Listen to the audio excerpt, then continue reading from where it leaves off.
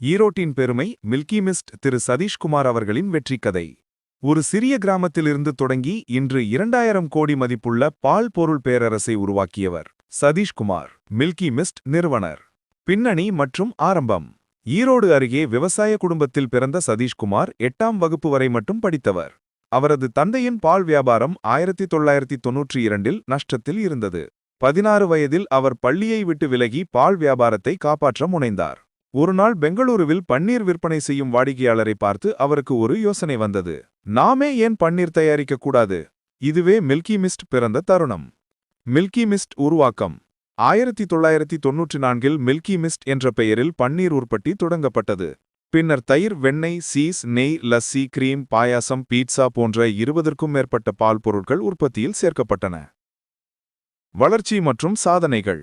2007-8 வருவாய் ரூபாய் 13 கோடி. 2020-21இல் ரூபாய் 1100 கோடி. 2024இல் ரூபாய் 2000 கோடி மதிப்புள்ள நிறுவனம். பெருந்துறை தொழிற்சாலை. 55 ஏக்கரில் தானியங்கி ரோபோட்டிக் பால் உற்பத்தி நிலையம். ஒரு நாளில் 10 லட்சம் லிட்டர் பால் பதப்படுத்தும் திறன். ரூபாய் 450 கோடி முதலீட்டில் இந்தியாவின் மிகப்பெரிய சீஸ் உற்பத்தி அலகு. விவசாயிகள் நலம். 20 மாவட்டங்களில் 70,000க்கும் மேற்பட்ட விவசாயிகள் இணைப்பு.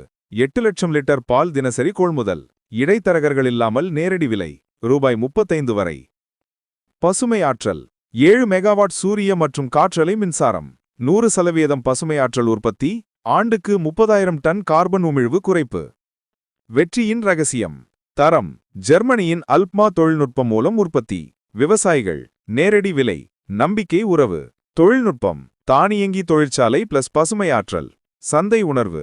தென்னிந்தியாவில் பன்னீர் சந்தையை உருவாக்கினார். எதிர்காலம். IPO திட்டம் ரூபாய் 1500 முதல் 2000 கோடி வரை. புதிய பசுமை தொழிற்சாலை ரூபாய் 1700 கோடி முதலீடு. வட இந்தியா, மத்திய கிழக்கு மற்றும் வட அமெரிக்க சந்தைகளுக்கு விரிவாக்கம். முடிவுரை. வெற்றிக்கு கல்வி மற்றும் போதாது, துணிச்சலும் தைரியமும் தேவை என்பதை நிரூபித்தார்.